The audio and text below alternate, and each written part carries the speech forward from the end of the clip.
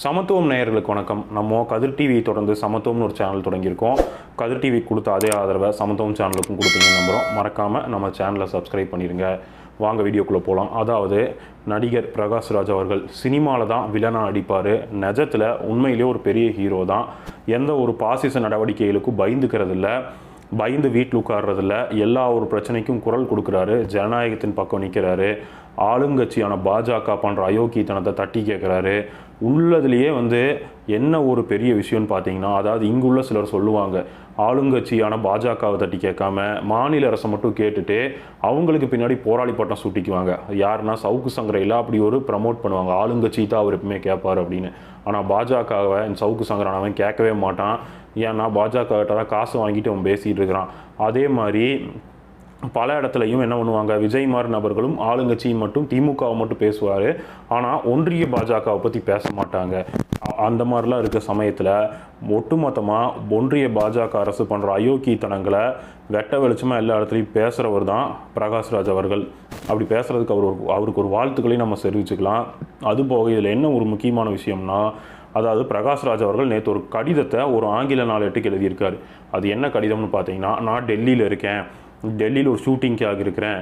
டெல்லியில் வெப்பம் ரொம்ப அதிகமாக இருக்குது. பொதுவாகவே டெல்லியை பொறுத்த வரைக்கும் எப்படின்னா, குளிர்காலத்தில் குளிரும் எக்ஸ்ட்ரீமாக இருக்கும், வெயில் காலத்தில் வெயிலும் எக்ஸ்ட்ரீமாக இருக்கும். ஸோ அப்படிப்பட்ட ஒரு மாநிலம் தான் டெல்லி.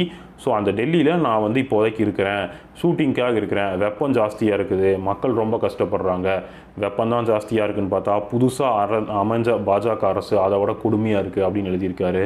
அதுபோக அவர் இந்த கட்டுரைக்குள்ளே பல விஷயங்களை குறிப்பிடுறாரு. அது என்னன்னா, உமர் காலிக் அவர்களை நான் யோசித்தேன். தற்போது இந்த இடத்துல என்னன்னு பார்த்தீங்கன்னா, வெயில் கடுமையாக இருக்குது. இந்த நேரத்தில் திகார் சிறையில் அவர் உமர் காலிக் இருக்கிறாரு. அந்த சிறையில் வெப்பமானது அவரை எப்படி தாக்கும், ஸோ அந்த வெப்பத்தில் அவர் எப்படி இருப்பார் அப்படிங்கிறத யோசித்து நான் வருந்தினேன். அப்புறம் அவருடைய அப்பாவை குடும்பத்தார் சந்தித்தேன். அப்புறம் அவர் நண்பர்களை சந்தித்து உரையாடினேன். அதை எல்லாமே இந்த கடிதத்தில் நான் குறிப்பிட்டிருக்கேன் அப்படின்னு ஒரு கடிதத்தை எழுதுகிறாரு. வாங்க அந்த கடிதத்தை பற்றி ஃபுல்லாக பார்ப்போம். என்னன்னா, அதாவது உமர் காலிக்குங்கிறவர் ஒரு மாணவர் சங்க தலைவராக இருந்தவர். 2019 சிஏஏ பிரச்சனை வரும்போது போராட்டம் பண்ணி அதன் போராட்டத்தை காவி கும்பல்களே கலவரமாக மாற்றுது. அதையே நம்ம சொல்ல கிடையாது. ஆர்எஸ்எஸ்ல இருந்து வெளியில் வந்த சத்யபிரபு தோழர் அவர்கள் வெளிப்படையாக எல்லா சேனல்லையும் பேசியிருக்காரு. அதாவது டெல்லியில் நடந்த போராட்டத்தை எப்படி கலவரமாக மாற்றினாங்க, யார் மாற்றினா, எந்த சங்கி மாற்றினா அப்படிங்கிறத தெளிவாக அவர் சொல்லியிருக்காரு. ஸோ பாஜகவானது இந்த மாதிரி செஞ்சுருக்குது. கலவரத்தை பாஜக தான் உண்டு பண்ணுச்சு. அதில் ஒரு 50க்கும் மேற்பட்ட இஸ்லாமியர்கள் கொல்லப்பட்டார். ஸோ எந்த காரணகாரியும் இல்லாமல் உமர் காலிக் அவர்களை கைது செஞ்சு கொண்டு போய் உள்ளே போட்டு இன்னைக்கு வரைக்கும் அவர் மேலே எந்த ஒரு குற்றமும் நிரூபிக்கப்படாமல் இருக்குது. அது போக அவரது வழக்கு வரும்போதெல்லாம் அதை கோர்ட்டானது எடுக்கவே இல்லை. இந்த மாதிரி நிலைமையில தான் இருக்குது. ஸோ அவரோட வக்கீல்கள் என்ன சொல்கிறாங்க, ஒரு 20 நிமிஷம் விசாரணைக்கு அவர் நாங்கள் வெளியெடுத்துருவோம் அப்படிங்கிறாங்க. ஆனால் இந்த அரசானது அதற்கும் அஞ்சி அவரை வெளியில் விடாமல் பயந்து நடுங்கிட்டு இருக்குது. ஸோ கலைஞர்கிட்ட ஒரு பாணி இருக்கும். எடுத்துட்டிங்கன்னா 96 திமுகவானது பயங்கரமான வெற்றி, 173 சீட்டு ஜெயிச்சிருக்கு. அந்த டைம் ஒரு சுயேட்சை ஒரு எம்எல்ஏ உள்ளே இருந்தார். அவரையும் பேச எவ்வளோ நேரமும் கலைஞர் அவர்கள் அனுமதிச்சார். அரசு மேலே இருக்கிற குற்றச்சாட்டையும் திமுகவை விமர்சிக்கிறதுனாலும் திமுக அரசை விமர்சிக்கிறதுனாலும் அவர் விமர்சித்தார். அந்த காலகட்டத்தில் திமுக எம்எல்ஏக்கள் நிறையா பேர் உள்ள இருப்பாங்க. இதே போக்கு ஜெயலலிதாவிட்ட எடுத்துக்கிட்டிங்கன்னா, தன்னுடைய ஆட்கள் அதிகமாக இருந்தால் எதிர் ஆட்களை பேச விடாமல் தன்னுடைய ஆட்களை வச்சு அசிங்கமாக பேசுகிறதும் இந்த மாதிரி விஷயங்களால் நடந்திருக்குது. ஸோ இது விஜயகாந்த் அவர்களுக்கே சட்டமன்றத்திலையும் நடந்துச்சு. அவர் ஏன் கையை தூக்கிட்டு மேலே எந்திரிச்சார்னா அதை மட்டும்தான் காட்டுவாங்க கேமராவில், வேறையை காட்ட மாட்டாங்க. ஏன்னா அதிமுகவை சேர்ந்த ஒரு எம்எல்ஏ விஜயகாந்த் அவர்களை பற்றி தரக்குறைவான கெட்ட வார்த்தையை, அவர் தாயை குறிக்கும்படி கெட்ட வார்த்தையை பேசினார். அதற்காகத்தான் விஜயகாந்த் அவர்கள் கையை நீட்டி எந்திரிச்சார்.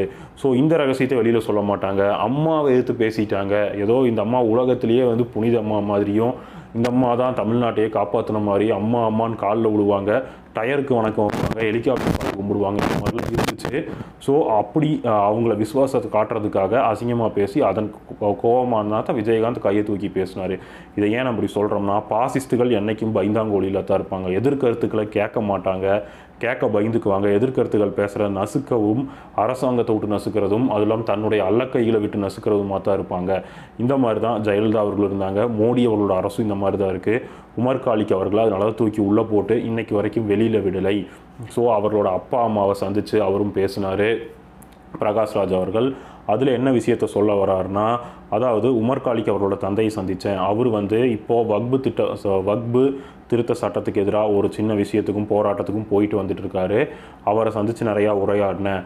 அதுபோக இவர் உமர் காலிக் அவர்களோட நண்பர்களை சந்தித்து உரையாடினேன். அவர் நண்பர் அமீர் என்ன சொல்கிறாருன்னா, உமர் காலிக் அவர்கள் நாங்கள் அடிக்கடி சிறையில் சென்று சந்திக்கிறோம் அப்படின்னதுக்கு, எதுக்காக சந்திக்கிறீங்க அப்படின்னதுக்கு, நான் வந்து சிறையில் இருந்தப்போ என்னை யாரும் சந்திக்க வரல, அதனால் உமர் காலிக்கை நான் போய் டெய்லி சந்திக்கிறேன். ஏன்னா வெளியில் வந்து உமர் காலிக் சோர்ந்து போயிடக்கூடாது, போராட்டத்தில் திரும்பி தொடரணும், அதனால அவர் சோர்ந்துடக்கூடாதுங்கிறதுக்காக டெய்லி நான் உள்ளே போய் சந்திக்கிறேன் அப்படின்னும் அவர் நண்பர் பதிவு பண்ணியிருந்தார்.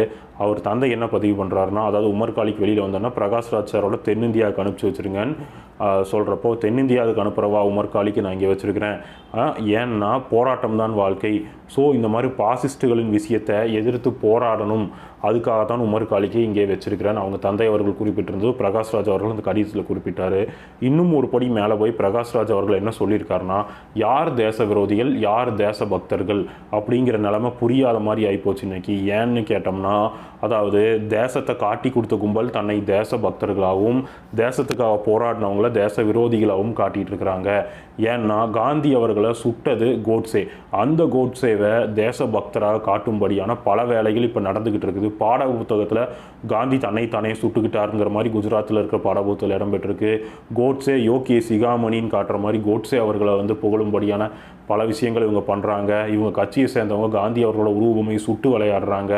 ஏன்னா ஒரு சங்கி எம்பி, அந்த எம்பி காந்தி அவர்களோட பொம்மையை சுட்டு விளையாண்டதெல்லாம் நம்ம பார்த்துருப்போம்.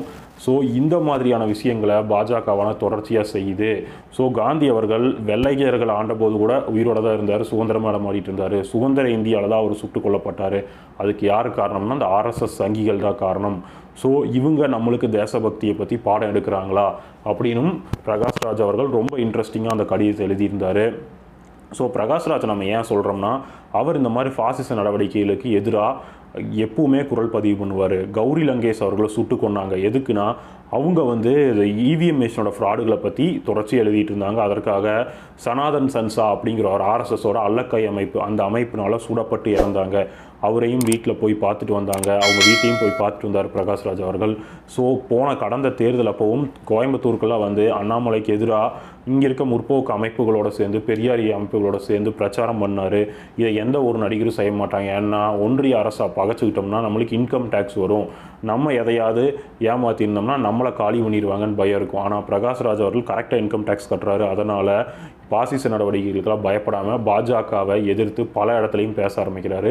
பாஜகவோட மக்கள் விரோத சட்டத்தையும் எதிர்த்து பேசுகிறாரு. ஸோ இதனால் பாஜகவானது அவரை பற்றி தரக்குறைவாக தன்னுடைய அல்லக்கைகளை வச்சு நெட்டில் எழுதுறதும், ஃபேஸ்புக் ட்விட்டர் போன்ற தளங்களில் அவரை பற்றி தப்பாக அவதூறு பரப்புறதுமான வேலைகளை செஞ்சுக்கிட்டு இருக்குது. ஸோ இந்த நேரத்தில் பிரகாஷ்ராஜ் அவர்களுக்கு ஜனநாயக சக்திகளை துணை நிற்கணும்னு நம்ம இந்த காணொலி வாயிலாக கேட்டுக்கிறோம்.